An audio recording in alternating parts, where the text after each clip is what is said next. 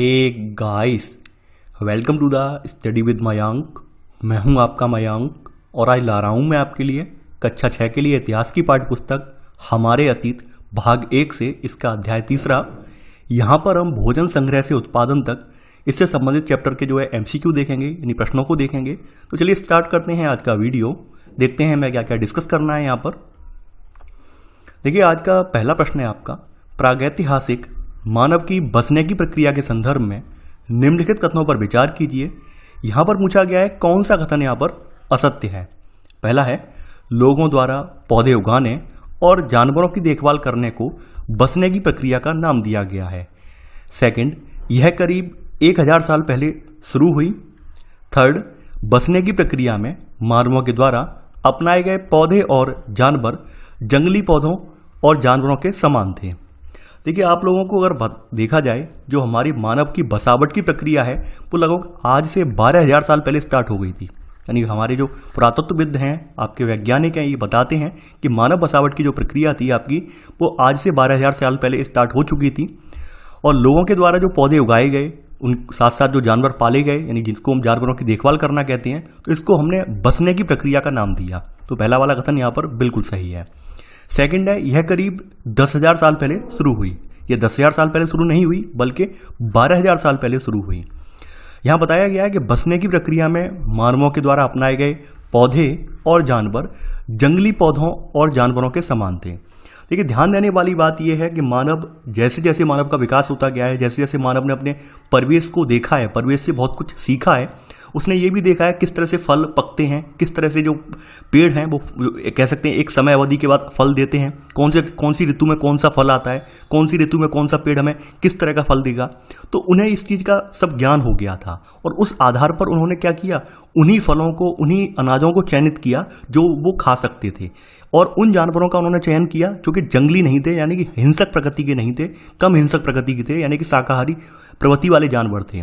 तो यहाँ पर ये थर्ड वाला कथन गलत हो जाएगा। यहाँ पर लिखा हुआ है कि बसने की प्रक्रिया में मानवों के द्वारा अपनाए गए पौधे और जानवर जंगली और पौधों और जानवरों के समान थे। नहीं, जंगली पौधों और जानवरों के समान नहीं थे, बल्कि उन्होंने उनमें से चयन किया था और चयन के आधार पर जो उनके लिए कह सकते हैं अच्छे खासे थे, जो उन्हें लग रहे थे कि हाँ भाई खाने योग्य हैं, साथ ही साथ जानवर जो है हिंसक नहीं है, उन जानवरों को उन्होंने अपनाया। तो यहाँ पर यह कहना गलत हो जाएगा कि ये समान थे। ये समान नहीं थे, बल्कि ये अलग थे।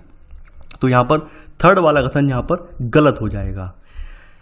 तो यहां पर पूछा गया है कौन सा कथन असत्य है। यहां पर बी वाला कथन है, यानी केवल 2 और 3 कथन असत्य है। प्रश्न नंबर दूसरा है आज आपका, प्रागैतिहासिक मानव द्वारा पशुपालन की शुरुआत के संदर्भ में निम्नलिखित कथनों पर विचार कीजिए। पूछा गया है कौन सा कथन यहां पर सत्य है, यानी कि यहां पर सही कौन सा है। पहला है, सबसे पहले जिस जंगली जानवर को पालतू बनाया गया वह भेड़ का जंगली पूर्वज था। सेकंड, आरंभिक मानवों ने झुंड में रहने वाले और ज्यादातर घास खाने वाले जानवरों को पालतू बनाया, जैसे भेड़, बकरी, गाय, सूअर आदि। थर्ड, जंगली जानवरों की तुलना में पालतू जानवरों के दांत और सींग बड़े होते हैं। चौथा है, पशुपालन भोजन के भंडारण का एक तरीका है।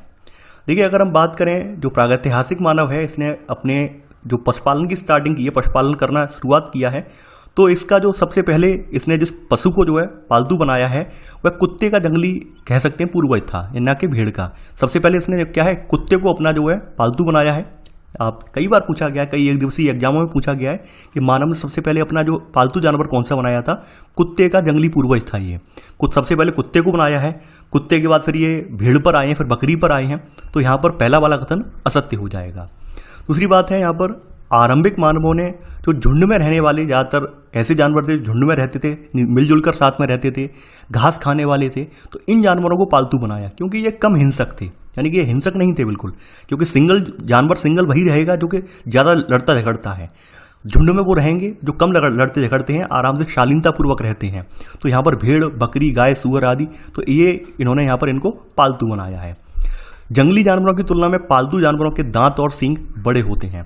देखिए, अगर हम बात करें तो जो आपके पालतू जानवर होते हैं, इनके दांत और सींग जो जंगली जानवरों को देखा जाए तो उनकी तुलना में छोटे होते हैं, बल्कि बड़े नहीं होते हैं। तो यहाँ थर्ड वाला कथन असत्य हो जाएगा। यानी कि यहाँ पर जो जंगली जानवर होते हैं उनके दांत और सींग काफी बड़े होते हैं, जबकि पालतू जानवरों के दांत और सींग काफी छोटे होते हैं। चौथा है पशुपालन भोजन के भंडारण का एक तरीका है। हाँ बिल्कुल सही बात है। पशुपालन से हमें क्या क्या प्राप्त होता है? दूध प्राप्त होता है।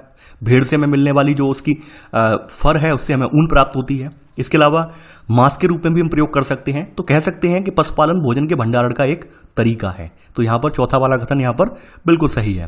पूछा यही गया है कौन सा कथन यहाँ पर सही है, तो यहाँ पर दूसरा और चौथा कथन सही है, तो आंसर होगा सी, केवल 2 और 4। क्वेश्चन नंबर 3 है आज आपका। निम्नलिखित में से किन स्थानों पर पुरातत्वविदों को शुरुआती कृषकों और पशुपालकों के होने के साक्ष्य मिले हैं? यहाँ पर उन स्थानों का यहाँ पर पूछा गया है, उन स्थानों के बारे में कौन कौन से ऐसे स्थान हैं जहाँ पर जो है कह सकते हैं जो आपके नवपाषाण काल के मानव जो कि आपके पशुपालक भी थे, इनके होने के साक्ष्य मिले हैं। तो इनके बारे में यहाँ पर पूछा गया है। पहला है पय्यमपल्ली, हल्लूर, भीमबेटका, गुफ्रकाल और बुर्जहोम। देखिए यहाँ पर अगर आपको याद होगा तो भीमबेटका आपका एक पुरापाषाण स्थल है, यानी भीमबेटका एक पुरापाषाण स्थल है और यहाँ पर शैल चित्र मिले थे, यानी शैल चित्र मिले थे जो कि हमारे पुरापाषाण मानव के होने का संकेत देते हैं। यहाँ पर किसी प्रकार के हमें अनाज वगैरह के साक्ष्य नहीं मिले हैं, किसी प्रकार के रहन सहन यानी कि जो मानवीय सभ्यता का जो रहन सहन होता है, बस्ती वगैरह होती है, उस तरह के साक्ष्य नहीं मिले हैं। तो भीमबेटका यहाँ पर एक पुरापाषाण स्थल है। बाद बाकी आपके पय्यमपल्ली हुआ, हल्लूर हुआ, गुफ्रकाल यानी ये कश्मीर में पड़ता है। बुर्जहोम के बारे में भी आप जानते होंगे, ये भी कश्मीर में ही है। और पय्यमपल्ली आपका जो है तमिलनाडु में पड़ता है। हालांकि ये आपकी किताब में ये आंध्रा में लिखा हुआ है, लेकिन आप गूगल पे सर्च करेंगे तो आप ये पाएंगे ये तमिलनाडु में पड़ता है। हल्लूर आपका जो है ये कर्नाटक में पड़ता है। तो यहाँ पर आपका केवल तीसरा वाला जो स्थल है पुरापाषाण काल का है। बाद बाकी आपके 1, 2, 4, 5 ये सब आपके कौन से हैं? ये आपके कह सकते हैं नवपाषाण स्थल हैं, यानी कि यहाँ से जो भी पुरातत्वविद हैं उनको कृषक और पशुपालक होने के साक्ष्य स्पष्ट रूप से मिले हैं। तो यहाँ पर आंसर होगा 1, 2, 4 और 5। ठीक है, तो यहां पर आंसर है आपका सी।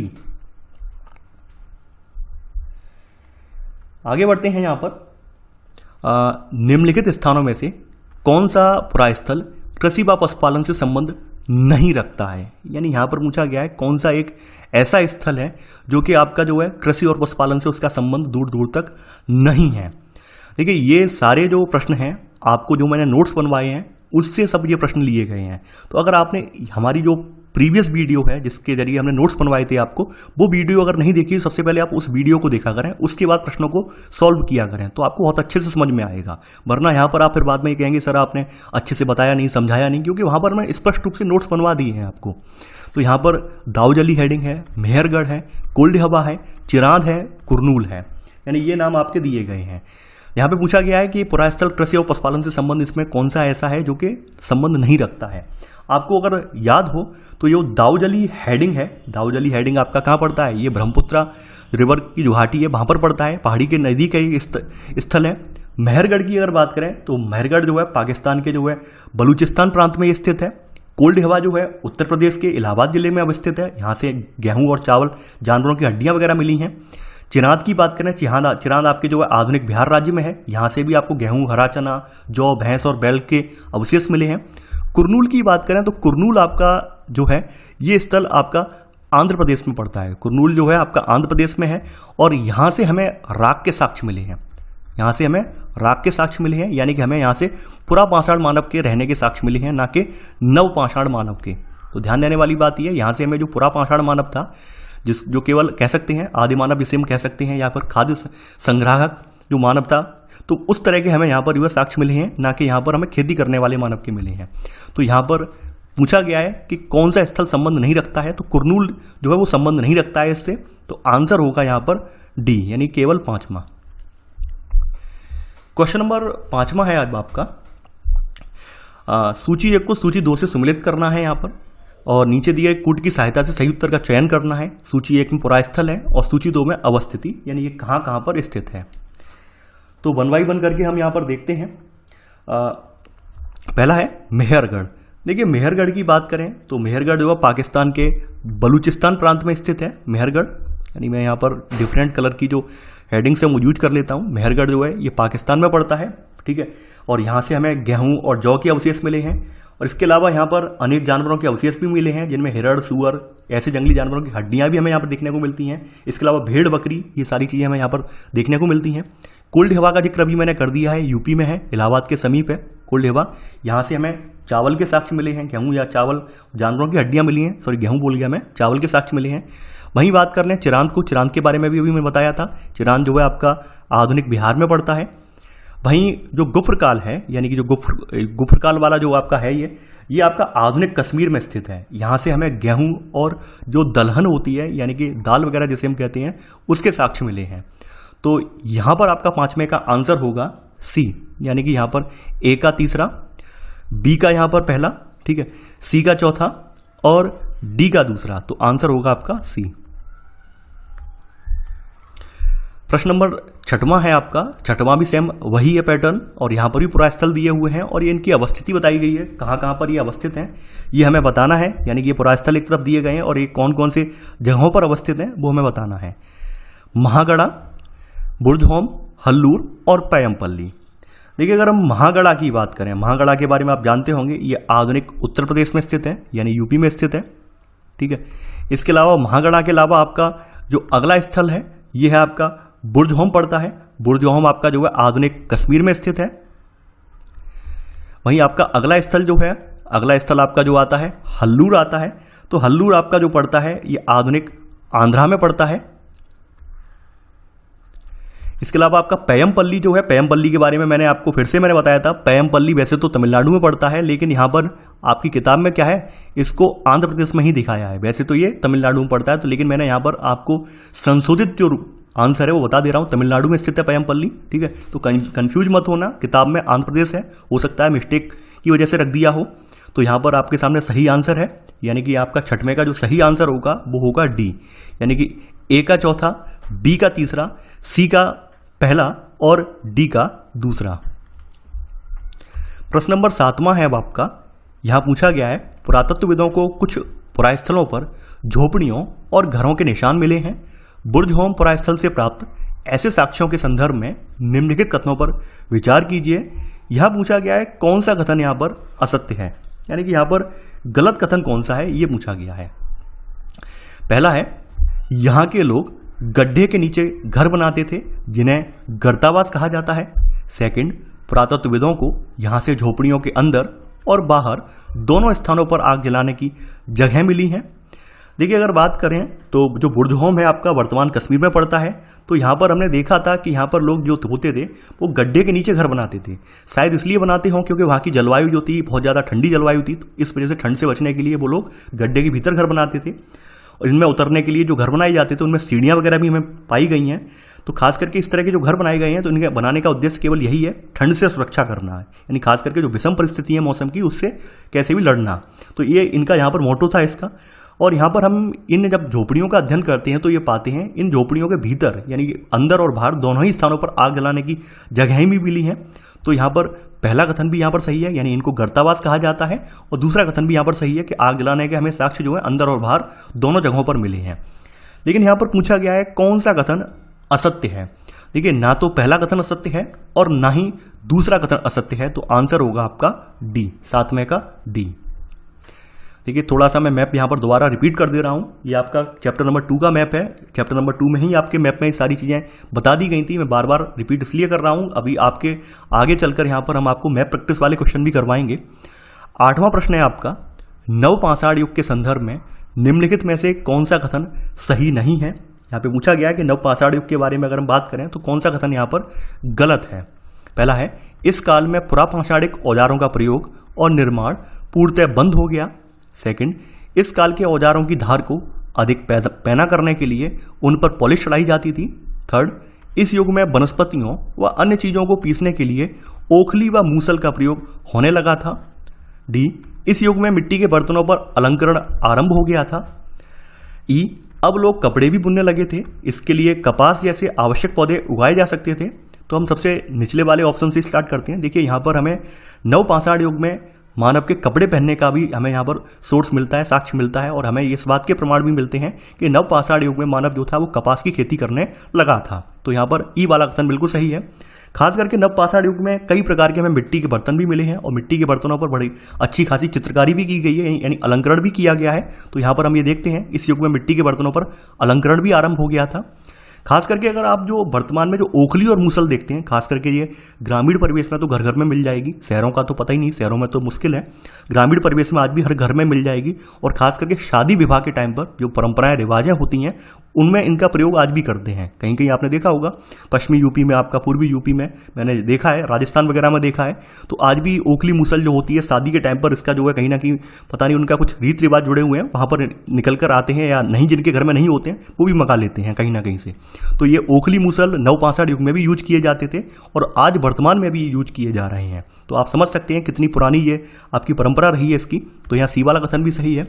यहाँ पर अगर बात करें इस काल के औजारों की, देखिए औजार यहाँ पर जो थे, यहाँ पर औजार और ज़्यादा उन्नत हो गए थे। तो औजारों की जो धार थी उनको और ज़्यादा पैना करने के लिए यहाँ पर क्या किया जाता था, उन पर पॉलिश वगैरह चढ़ाई जाती थी ताकि और वो पैने हो जाएं और देखने के लिए आकर्षक लगें। तो इस तरह से यहाँ पर बी वाला कथन भी सही है। ए वाले कथन में यहाँ पे कहा गया है कि इस काल में पुरापाषाणिक औजारों का प्रयोग और निर्माण पूर्णतः बंद हो गया। देखिए यहाँ पर हमें बहुत सारी जगहों पर नवपाषाण युग की जितने स्थल हैं उन सब में बहुत सारी जगहों पर हमें बहुत सारे बड़े बड़े पत्थर के औजार मिले हैं जो कि पुरापाषाण युग के औजार होने का संकेत देते हैं। लेकिन यहाँ पर थोड़े से ये भिन्न है, यानी थोड़ा सा इनमें मॉडिफिकेशन कर दिया है। मॉडिफिकेशन वही है कि अब हमने कुछ औजार जो थे उनको और उत्कृष्ट या उन्नत बना लिया था।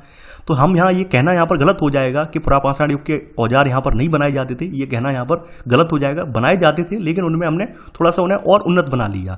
तो यहाँ पहला वाला कथन गलत हो जाएगा, यानी इस काल में पुरापाषाणिक औजारों का प्रयोग और निर्माण पूर्णतः बंद हो गया, ये कहना यहाँ पर क्लियर नहीं है। यानी कि यहाँ पर औजार बनाए जाते थे, हालांकि उनको थोड़ा और उन्नत बना दिया था। तो यहाँ पर आंसर होगा आपका ए। प्रश्न नंबर 9 है आपका, 9वां प्रश्न है आपका। पुरातत्वविदों ने ऐसे किसानों का अध्ययन किया है जो प्रायः कृषक और पशुपालक समूह में रहते हैं जिन्हें जनजाति कहते हैं। जनजातियों के संदर्भ में निम्नलिखित कथनों में से कौन सा कथन सही नहीं है, यानी असत्य कथन कौन सा है यहाँ पर, यह आपको बताना है। पहला है जनजाति के सदस्य शिकार, भोजन संग्रह, खेती, पशुपालन और मछली पकड़ने जैसे पेशे अपनाते हैं। जनजातीय समुदायों में पुरुष अक्सर खेती का सारा काम करते हैं जबकि महिलाएं आमतौर पर पशुओं के बड़े झुंडों को चराती हैं जबकि बच्चे छोटे झुंडों को। इन समुदायों में अनुभवी वृद्ध व्यक्ति, नौजवान योद्धा या पुरोहित व्यक्तियों को नेता मान लिया जाता है। जमीन, जंगल, घास के मैदान तथा पानी पूरे कुनबे की संपत्ति मानी जाती है इनको, और इनका उपयोग सभी एक साथ करते हैं। तो देखिए जनजातियों के बारे में हम बहुत सी बातें पढ़ चुके हैं। हालांकि जनजाति वाला जो टॉपिक था मैंने आपके नोट्स में तो मेंशन नहीं करवाया है, लेकिन आपके चैप्टर में एक टॉपिक था, तो मुझे लगा कि भाई आपको प्रश्न के माध्यम से आपके सामने टॉपिक एक रख देता हूं, तो ये भी आपका कवर हो जाएगा। तो जनजाति की अगर बात करें तो जनजाति के जो सदस्य होते हैं ये पूरी तरह से कह सकते हैं प्रकृति की गोद में इनका जन्म हुआ है, प्रकृति की गोद में पले बड़े हैं और वहीं पर पूरा इनका जीवन चक्र चलता है। तो जनजाति के सदस्य जो होते हैं वो शिकार करते हैं, भोजन संग्रह करते हैं, खेती करते हैं, पशुपालन और मछली पकड़ने जैसे पेशे अपनाते हैं। तो पहला वाला कथन यहाँ पर बिल्कुल सही है। सेकंड है यहाँ पर जनजाति समुदायों में पुरुष जो है अक्सर खेती का सारा काम करते हैं। देखिए ये गलत है। जनजाति समुदायों में पुरुष खेती का काम नहीं करते हैं, बल्कि जो महिलाएं होती हैं वो आपका जो है खेती का काम करती हैं, जबकि पुरुष जो होते हैं वो आपके पशुओं के बड़े झुंडों को चराते हैं, वहीं बच्चे जो होते हैं वो छोटे झुंडों को चराते हैं।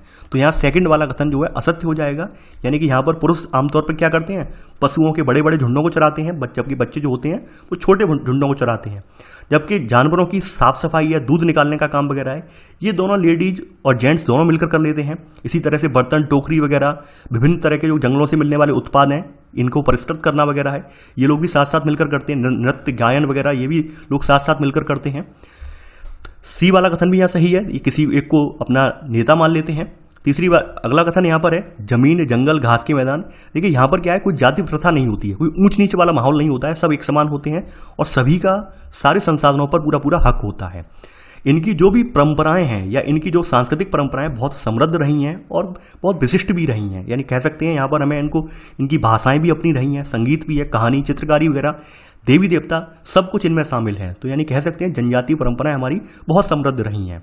यहाँ पर कथन जो है आपका वो बी वाला कथन असत्य है, तो आंसर होगा आपका बी।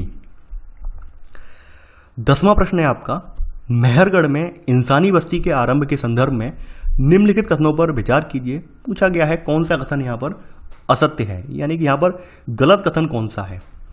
पहला है मेहरगढ़ में बस्ती का आरंभ आज से लगभग 8000 साल पहले हुआ। सेकंड, यह ईरान जाने वाले सबसे महत्वपूर्ण रास्ते खैबर दर्रे के पास एक हरा भरा समतल स्थान है। थर्ड, मेहरगढ़ में चौकोर तथा आयताकार घरों के अवशेष भी मिले हैं और प्रत्येक घर में 4 या उससे ज़्यादा कमरे हैं। चौथा है, मेहरगढ़ में एक कब्र में मृतक के साथ एक कुत्ते को भी दफनाया गया था।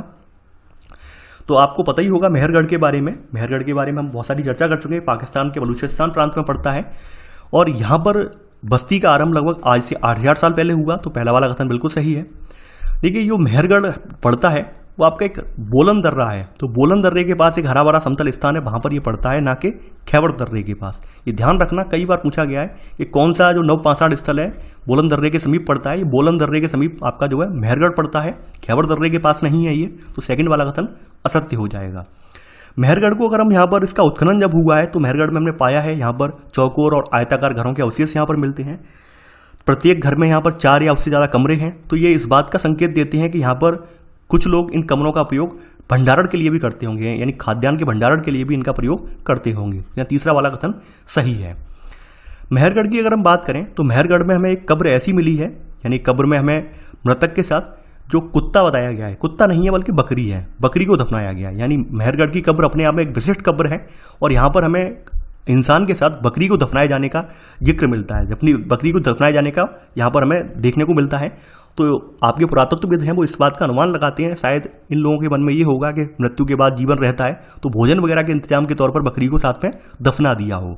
तो यहाँ पर चौथा वाला कथन असत्य हो जाएगा। मेहरगढ़ में कब्र में मृतक के साथ कुत्ते को नहीं है बल्कि बकरी को दफनाया गया है। ठीक है, तो यहाँ पर पूछा गया है कौन सा कथन असत्य है।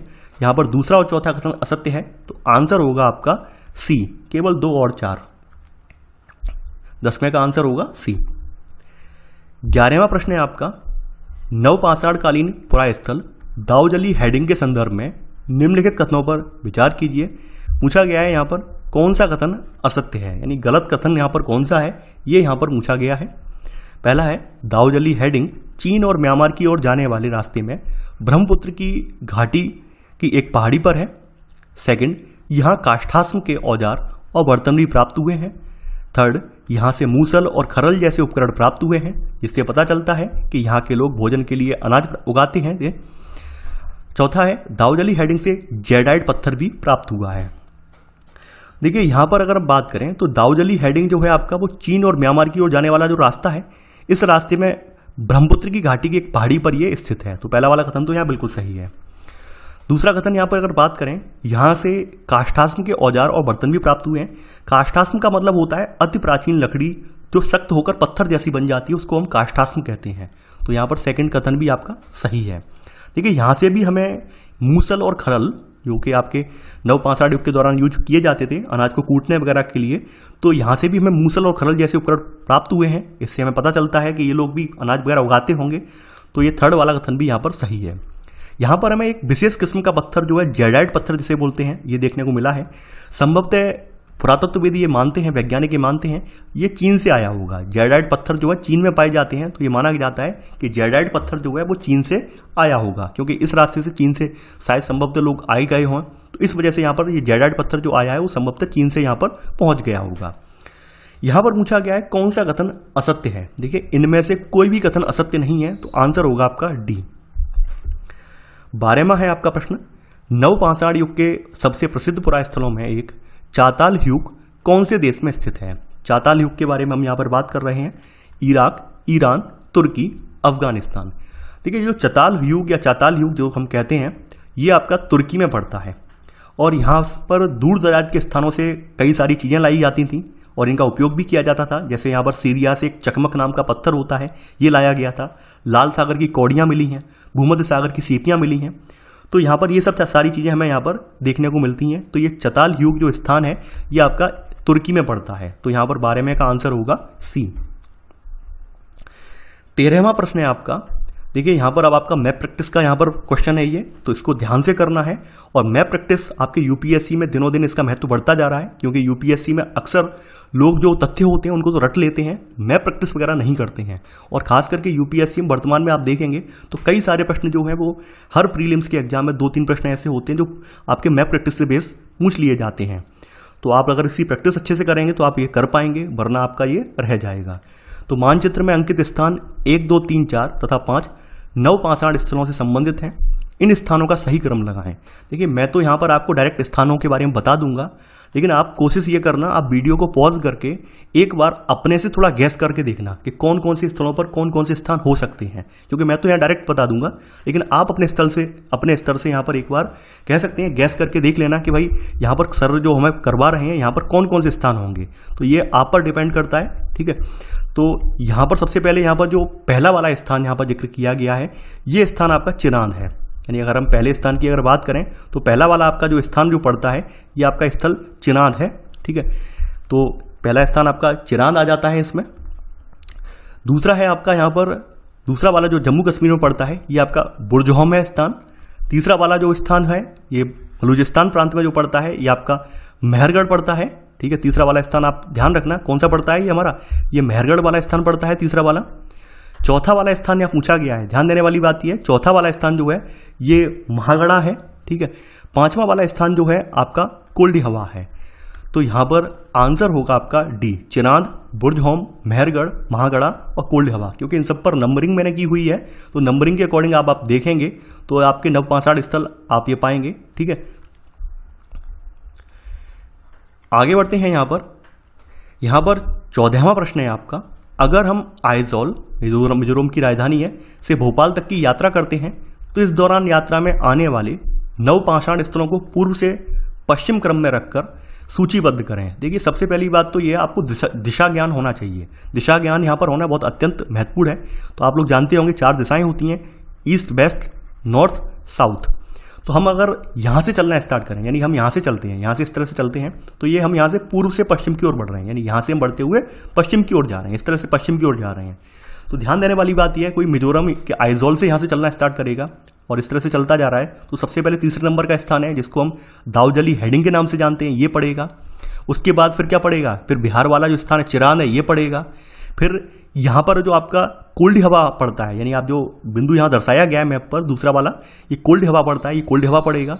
और चौथे वाले में फिर कौन सा पड़ेगा, ये महागढ़ा पड़ेगा। तो आंसर होगा आपका बी, दाऊजली हेडिंग, चिरांद, कोल्डी हवा और महागढ़ा। आप इस तरह से क्रम देखिए इनका और इन क्रम में आप खुद पता लगा लेंगे, ठीक है।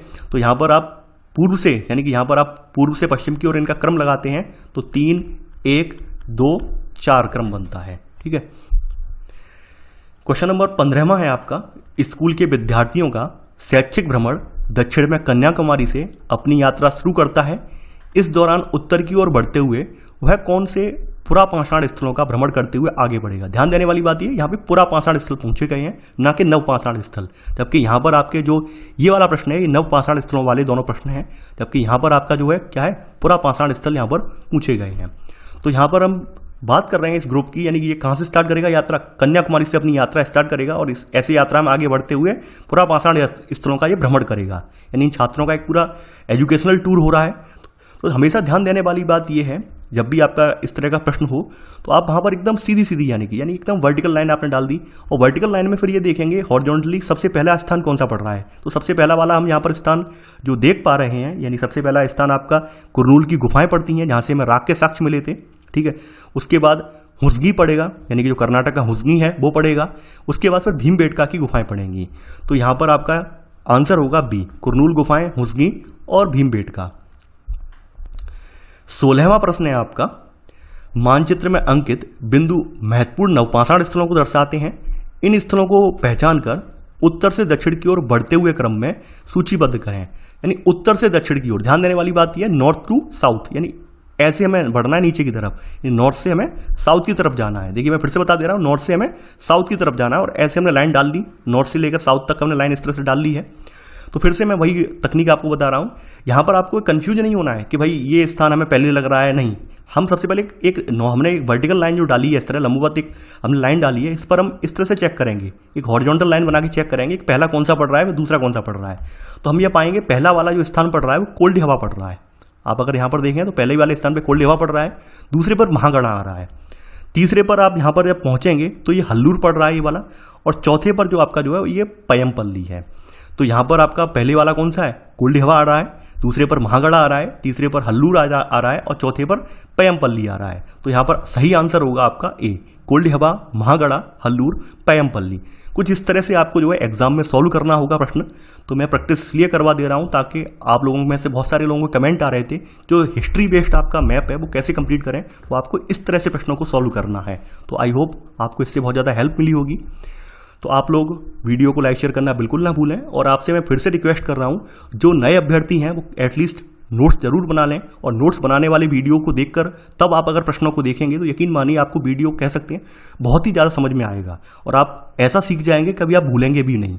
तो आई होप आपको मेरी बातें समझ में आई होंगी। वीडियो को लाइक शेयर करते रहें ताकि नए अभ्यर्थी आपके जो है चैनल से जुड़ते रहें, उनको भी लाभ मिलता रहे। तो चलिए आज के लिए बस इतना ही। Thanks for watching. जय हिंद।